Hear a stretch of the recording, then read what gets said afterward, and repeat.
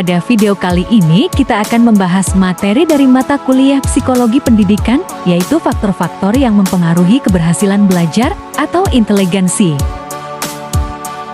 Mengenai inteligensi yang ada pada anak, merupakan potensi bawaan yang sering dikaitkan dengan berhasil tidaknya anak belajar di sekolah. Dengan kata lain, inteligensi dianggap sebagai faktor yang menentukan berhasil tidaknya anak di sekolah. Pernyataan di atas memang beralasan, karena pada kasus-kasus tertentu sering ditemukan bahwa anak dengan inteligensi yang rendah, di bawah rata-rata normal, cenderung mengalami kesukaran belajar.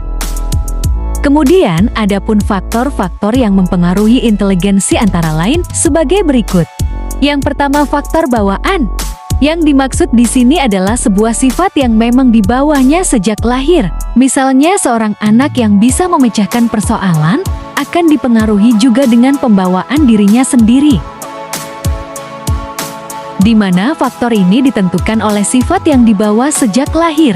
Batas kesanggupan atau kecakapan seseorang dalam memecahkan masalah antara lain ditentukan oleh faktor bawaan. Oleh karena itu, di dalam satu kelas dapat dijumpai anak yang bodoh, agak pintar.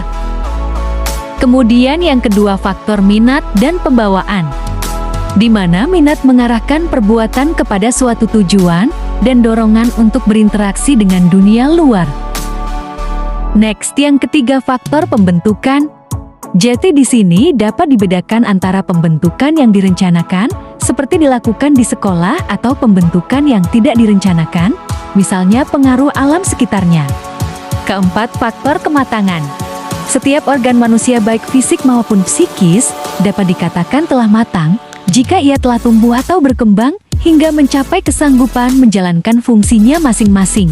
Oleh karena itu, tidak diherankan bila anak-anak belum mampu mengerjakan atau memecahkan soal-soal matematika di kelas 4 sekolah dasar.